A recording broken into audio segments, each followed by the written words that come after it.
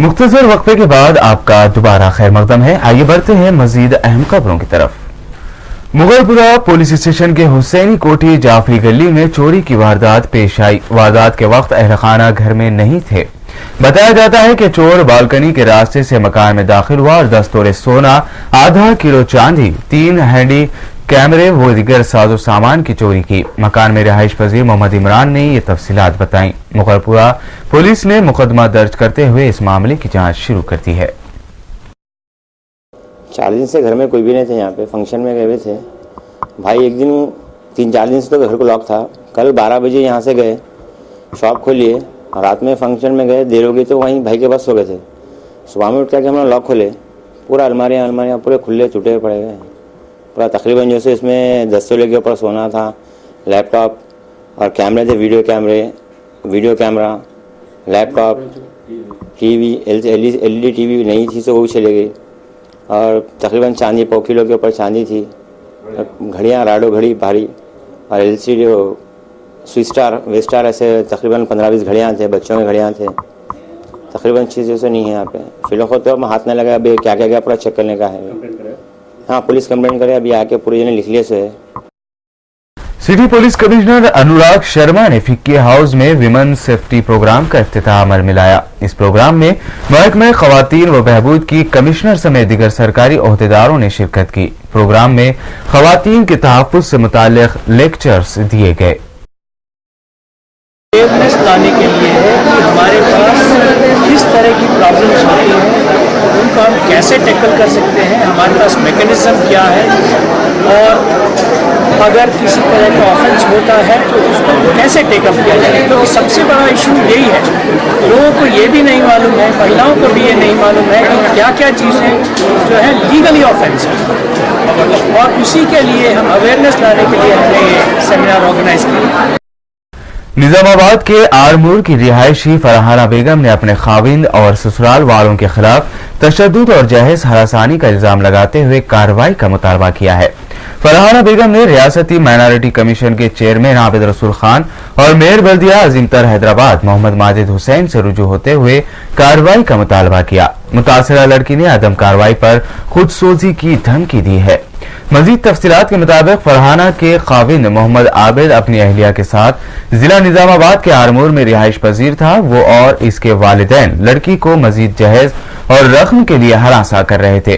फरहाना ने तगाकर अपने वालिदैन के मकान मुंतकिल हो गए, लेकिन कुछ दिनों बाद उसका खाविंद मोहम्मद आबिद भी साथ रहने के लिए आ गया। कुछ दिन अपनी बीवी के साथ रहने के बाद मोहम्मद आबिद एक मोटरसाइकिल, 70,000 रुपए नकद रकम और 1.5 तोले सोना लेकर फरार हो गया है। अलवार पुलिस ने मुकदमा दर्ज करते हुए तलाश शुरू कर दी है। मेरे मर्द का नाम आबिद है। मेरी शादी 1 फरवरी 2013 को हुई। 2 महीने भी नहीं नाजी में। मेरे ससुराल वाले बहुत मेरे को जुल्म कर रहे थे। उनको कार होना बोल रहे, नहीं तो जला के मार देते बोल रहे। मेरे ससुराल वालों में से मर्द सास दोनों ही रहते। उन्होंने मेरे पर बहुत जुल्म कर रहे, इसीलिए मेरे को मार के बीमार कर दिया था। मेरे अम्मी बाबा लेके आए। 2 महीने के बाद आबिद आके रहते बोले। फिर 4 महीने के बाद हमारे घर में से कोई भी नहीं थे। जब घर में से 70,000, 1.5 तोला सोना और गाड़ी लेके भाग गया। वो कहाँ गया आदमी नहीं मालूम हो रहा। उसको पकड़ना बोल के मेरी कोशिश है। पुलिस वाले, आरमूर पुलिस वाले, हैदराबाद पुलिस वाले पकड़ना बोल के मेरी कोशिश है। कौमी और बैनुल अक़वामी खबरों की ताज़ा तरीन सूरत हाल से आपको वाकिफ करवाएंगे मोहसिन। तो चलते हैं मोहसिन के पास।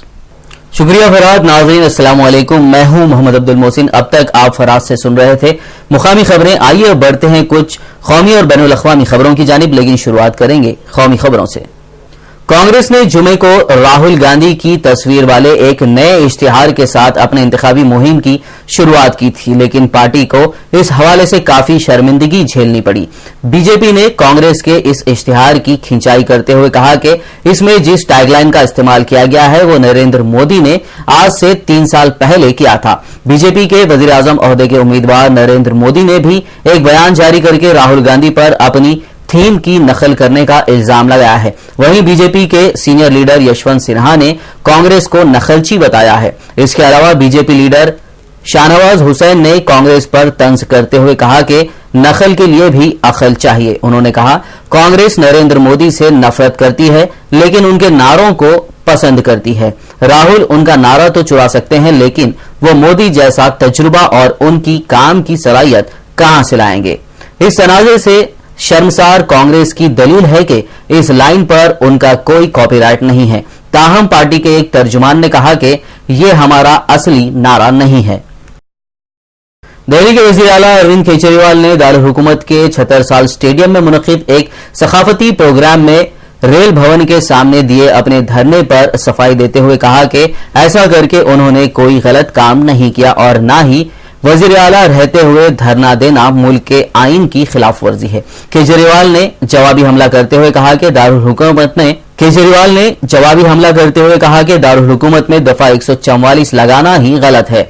इसके साथ ही उन्होंने ऐलान किया कि दिल्ली का जन लोकपाल बिल करीब तैयार है और फरवरी के महीने में रामलीला मैदान में खुसूसी इजलास तलब करके उसे पास किया जाएगा। केजरीवाल ने अपनी हुकूमत के कामों का जिक्र करते हुए कहा कि गुज़िश्ता एक माह में बहुत से काम हुए हैं और 20 से 30% तक बदउनवानी खत्म हुई है। दिल्ली में गुज़िश्ता दिनों आधी रात को छापे मारने को लेकर तनाज़े में फंसे दिल्ली के वज़ीर कानून अपना आपा खो बैठे और मीडिया पर इल्जाम लगाया कि मीडिया को बीजेपी के वज़ीर आज़म ओहदे के उम्मीदवार नरेंद्र मोदी से पैसे मिलते हैं। ताहम बयान देने के बाद सोमनाथ भारती ने इस मामले में सफाई दी है और कहा है कि उनके बयान का गलत मतलब निकाला गया है। फिर भी अगर किसी को दुख हुआ है तो वो माफी मांगते हैं। जराये के मुताबिक आम आदमी पार्टी अपने वजीर के इस बयान से काफी नाराज है और उनके खिलाफ कार्रवाई भी हो सकती है। इससे पहले भी उनका बयान और काम पार्टी के लिए दर्दसर साबित हो चुका है, लेकिन सोमनाथ भारती अपनी आदत से बाज नहीं आ रहे हैं। तमिलनाडु की मशहूर सियासी पार्टी डीएमके के साबिक मरकजी वजीर एम.के. अलागिरी ने खुद को मुअत्तल किए जाने के डीएमके के फैसले के बाद हफ्ते को इल्जाम लगाया है कि पार्टी में जमहूरियत खत्म हो गई है। अलागिरी ने सवाल पूछा कि उनके छोटे भाई एम एस्टिन के उन हामियों के खिलाफ कार्रवाई क्यों नहीं की गई जिन्होंने उनकी हिमायत में पोस्टर लगाए और पार्टी के मुस्तकबिल के सदर के तौर पर उनका इस्तकबाल किया। याद रहे कि डीएमके के सदर करुणानिधि ने अपने छोटे फर्जन एम.के. अलागिरी को जुमे के रोज पार्टी डिसिप्लिन की खिलाफ वर्जी पर पार्टी से मुअत्तल कर दिया था।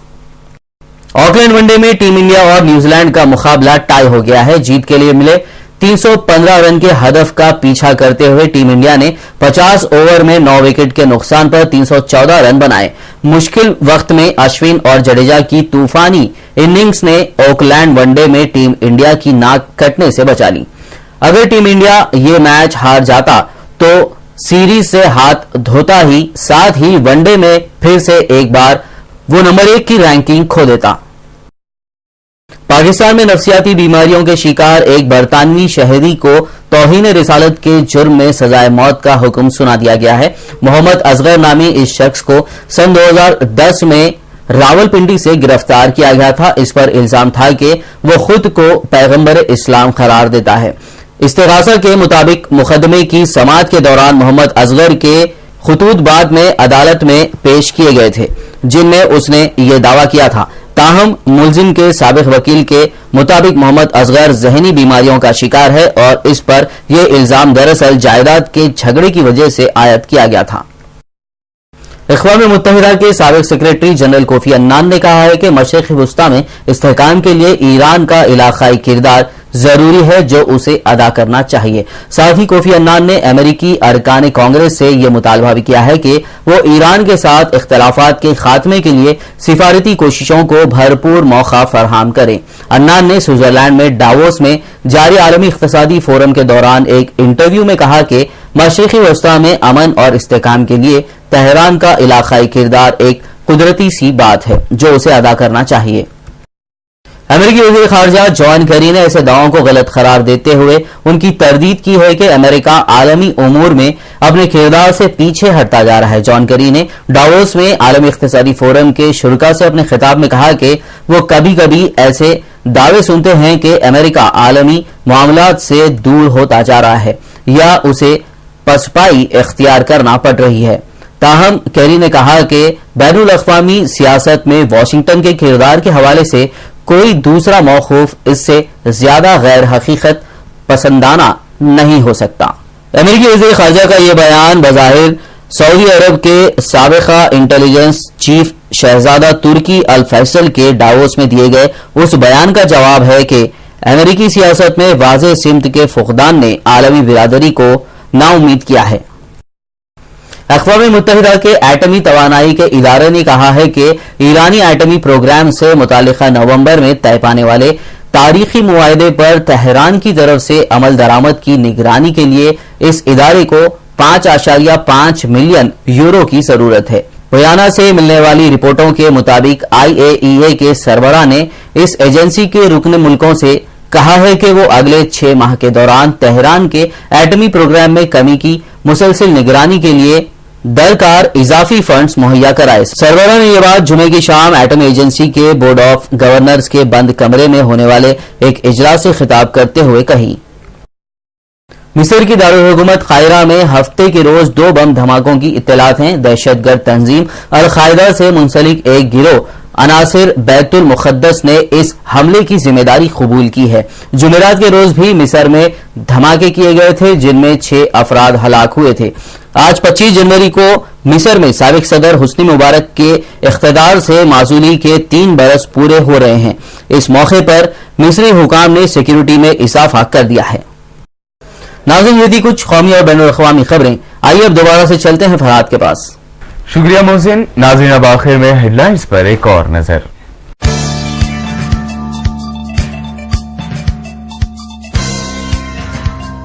असेंबली में तेलंगाना मसौदे बिल पर हफ्ते को भी मुबाहिस का सिलसिला रहा जारी।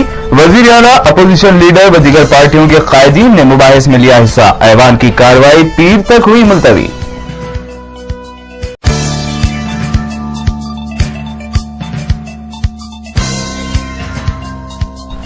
रियासत की तकसीम से तेलंगाना के अवाम को ही होगा शदीद नुकसान। असेंबली में मुबाहिस के दौरान वजीर आला किरण कुमार रेड्डी ने दिया बयान।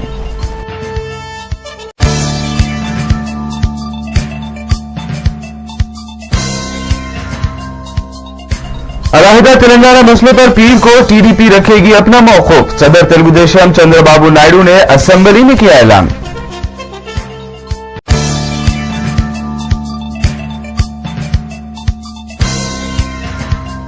गुड्डा में तनिष्क ज्वेलर्स में चोरी का बड़ा वाकया पेश आया। कमिश्नर पुलिस अनुराग शर्मा व पुलिस ओहदेदारों ने जाए वारदात का किया मुआयना। तहकीकात का हुआ आगाज।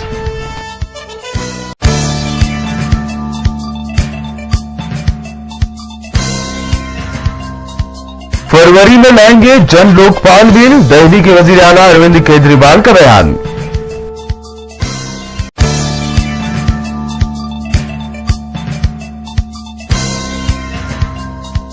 और इंडिया न्यूजीलैंड के दरमियान तीसरा वनडे मैच हुआ इंतहाई दिलचस्प। अश्विन और जडेजा की तूफानी इनिंग ने टीम इंडिया की नाक कटने से बचा ली। मैच हुआ टाई।